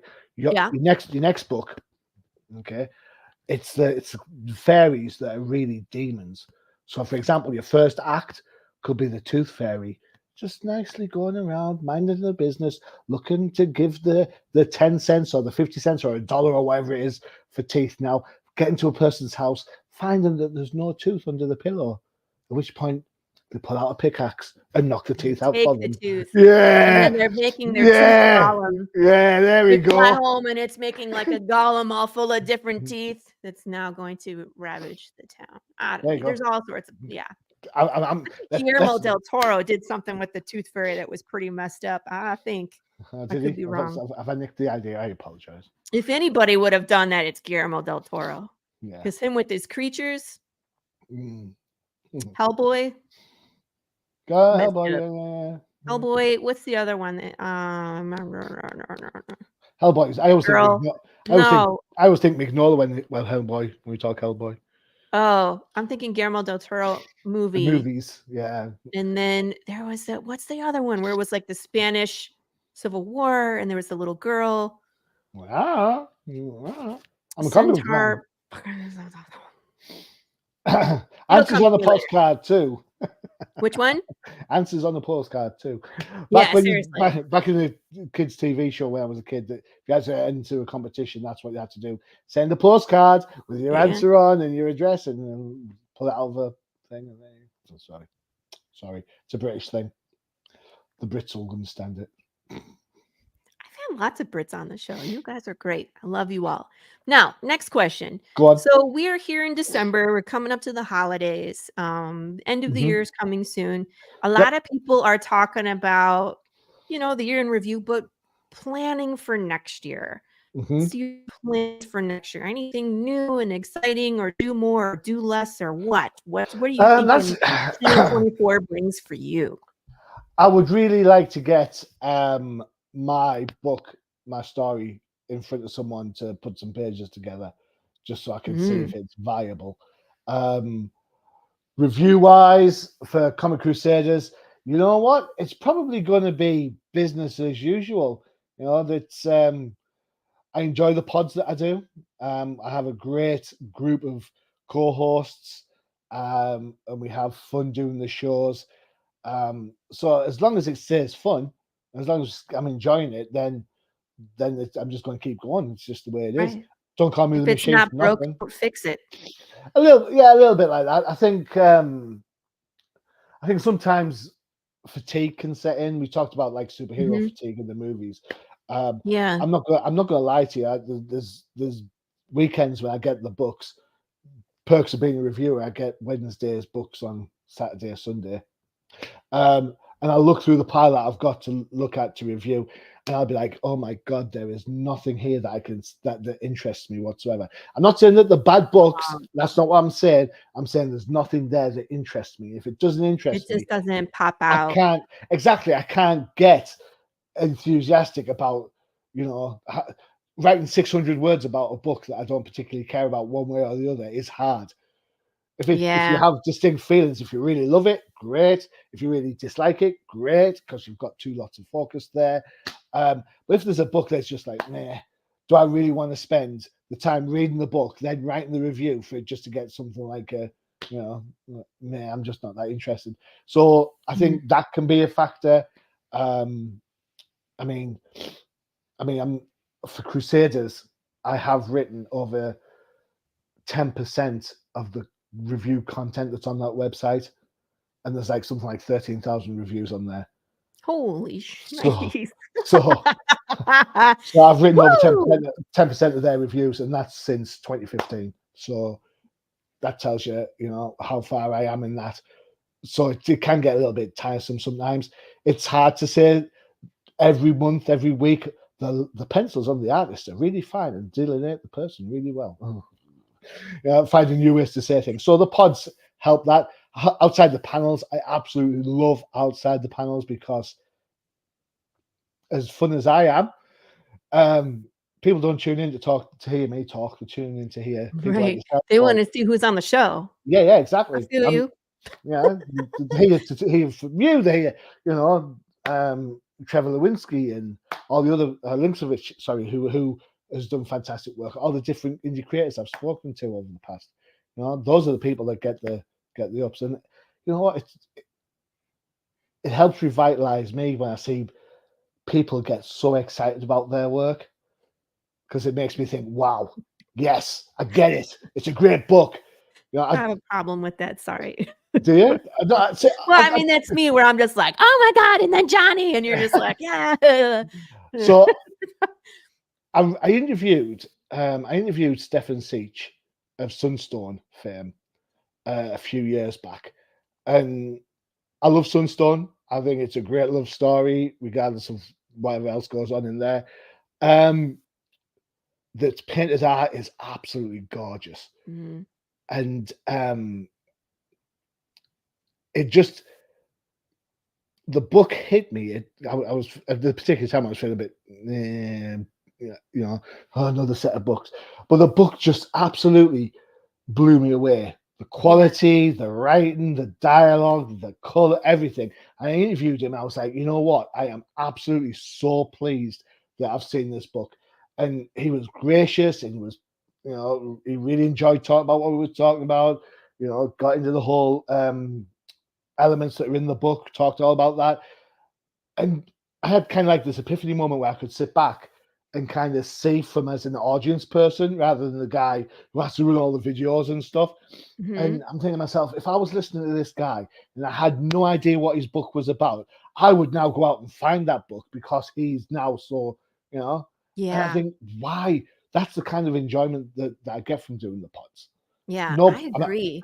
Yeah. So sometimes I have guests on the show where I just ask, I've asked 3 questions, and for 2 hours I listen to this guest talk. I'm just just drooling, because I'm not even aware of my body at that point. I'm just listening, wrapped, to their story and how they describe their just this passion project, you know, how they've Mm. put decades into their art and story. And it's just amazing how you could pour Excuse me. yourself into a project like that. Mhm.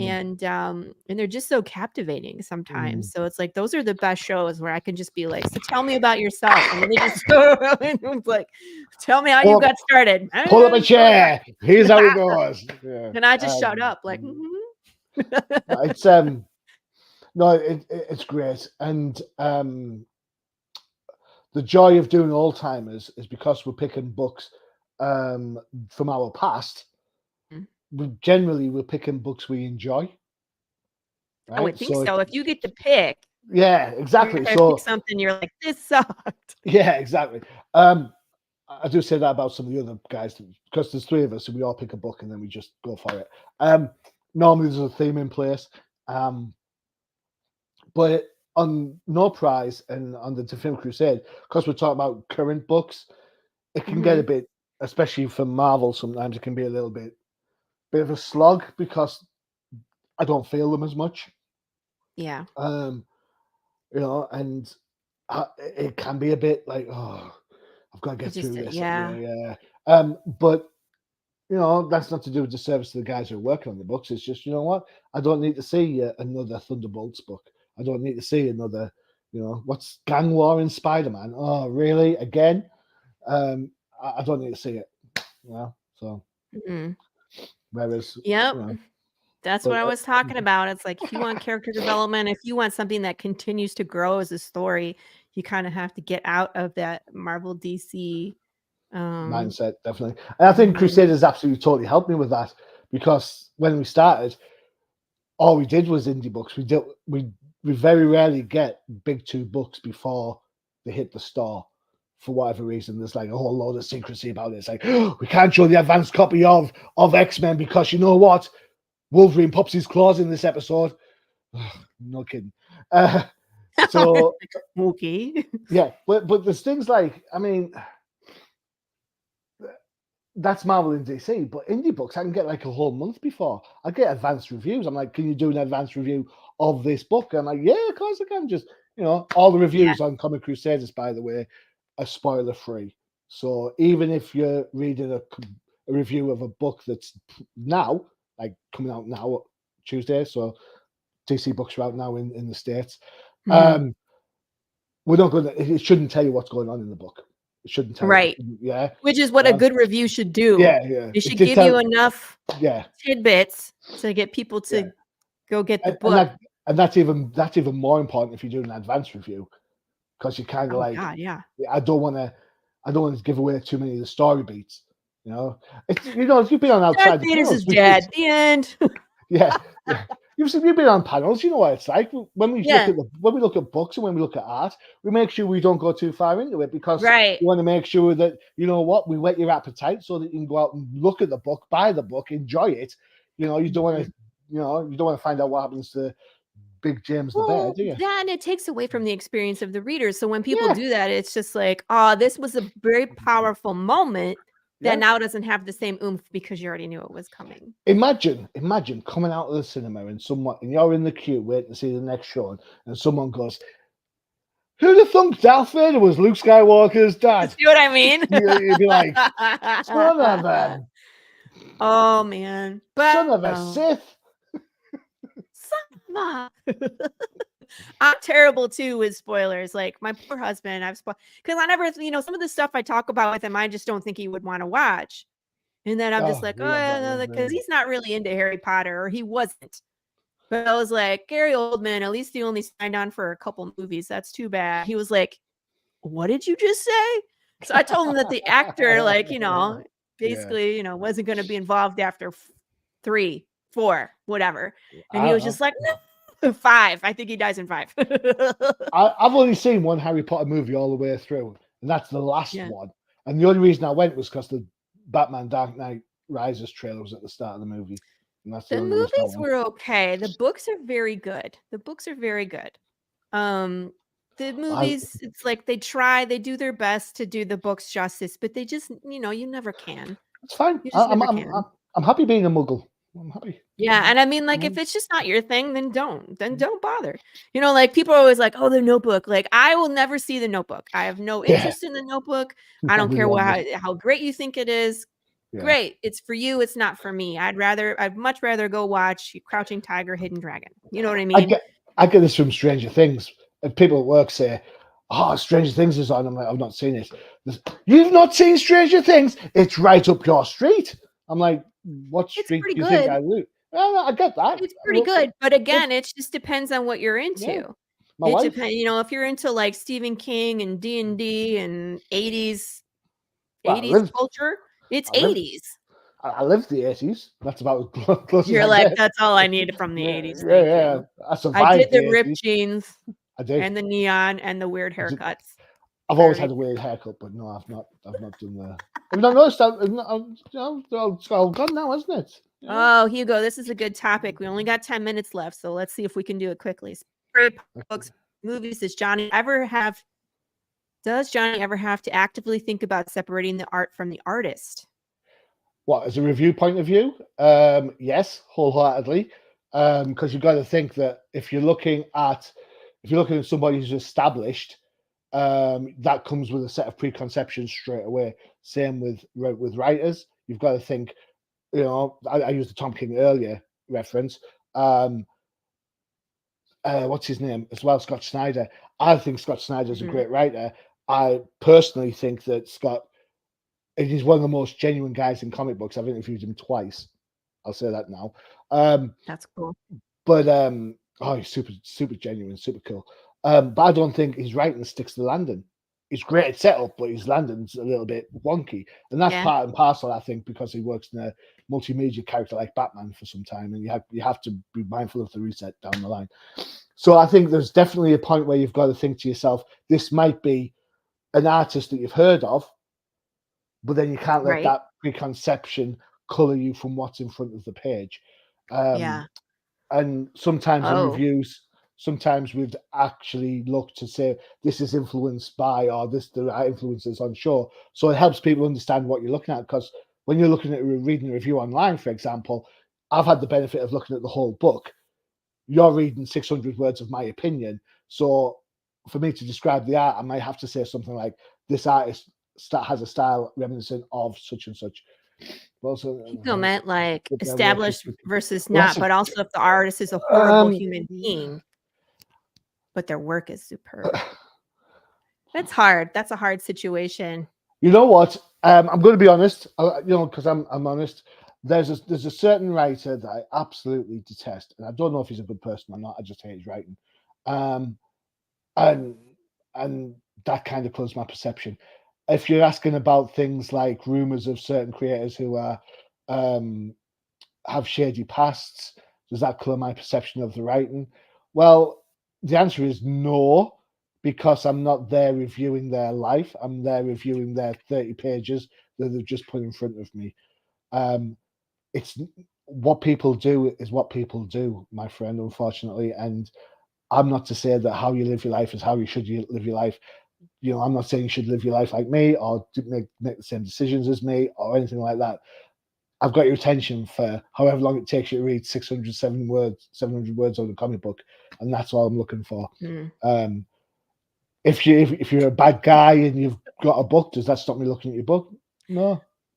An honest reviewer. Read the reviews, www.comiccrusaders.com, and I swear to God, you will get honesty. He's like, Hugo, you got to put your story in now. We'll see what happens. Just kidding. Do you know what, Hugo? I will say that was a great question. That is a really great question, and thank you for asking so much. I hope I managed to answer it. Yeah, that's a great question. Yeah. Well, everybody, it is that time. It flies by sometimes. I don't know. 2 hours seems like a long show. And then when we're in it, it's like 15. It feels like 15 minutes. I know. Yeah. Johnny, please tell the people where they can find you. What days and times are your shows? Where, if you have social media, website, and how they can sign up to be on one of your shows. Right, dead simple. Dead simple. The main reviews are on comiccrusaders.com. Click the review section, look for me. It's that simple. If you look for me on Twitter, It's at Johnny Hughes 70. I am such a pedant that when I started Twitter, everything begins the same way, social media wise, because otherwise I'd get confused. Good point, Hugo. We always have fun on this show. It goes so I'm on Twitter. If you have a book and you want it looked at, honestly and fairly, you can reach out to me at themachinehughes@gmail.com. Shows. So here we go. Outside the Panels is the interview show, so that drops whenever the guests are on the show. It's based on their Kickstarter project. So if you've got a project that's due a certain point, we'll make sure the show airs before that. Okay. So that's a little bit fluid. The set shows in time and place. No Prize, which is your Marvel show, drops on Tuesdays. So there should be one dropping today, later on, about 7:30. 2:30 p.m. EST. There we go. My time. Okay. The Definitive Crusade, which is the DC version, drops the same time on the alternate week. So next week's has already been recorded, and that's a year in review for DC. Cool. And then the Old Timers Comic Book Show will drop tomorrow, the same week as MPP, but it drops on a Wednesday, and again, that's around 2:30 p.m. EST. All right. And we're on YouTube, so all you got to do is type in any of those titles in YouTube, and you'll find us. Dead simple. Amazing.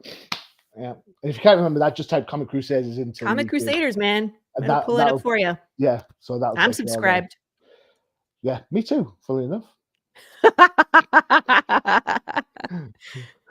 Well, thank you so much, Johnny, for coming on. This was a blast. I'm so glad that you did, because it's like I love to be on other people's shows, but I love to have you on my show too, so we can like get both sides of the story, because you know everything about me and my comic, but it's like I want to hear your story too. So, I'm not used to being on this side, so apologies if I waffled. No, you did great, man. We had a blast, and it was great. The chat was loving it. They had a good time. This was a great show. Thank you, everybody, for watching. We will catch you all next week with another live show here on the Tuesday Morning Brew, episode 101. 101, baby. Good Lord. Bye, everybody. Mwah. Adios. There is a creature in the swamps. It lives to destroy. The beast they call Hogzilla. After his latest get-rich scheme goes sideways, Gary Duba, the quintessential Florida man, ends up with a stash of somebody's high-end memorabilia.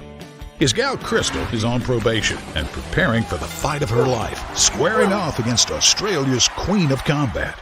Delilah's got her back in training, staying off rich foods and the nose candy. Meanwhile, Gary and his best friend Floyd have been hired to wrangle a massive, abnormally aggressive feral hog that's terrorizing the swamp and wrecking Gary's old neighborhood. Can they bag the elusive monster swine without destroying the Sunshine State?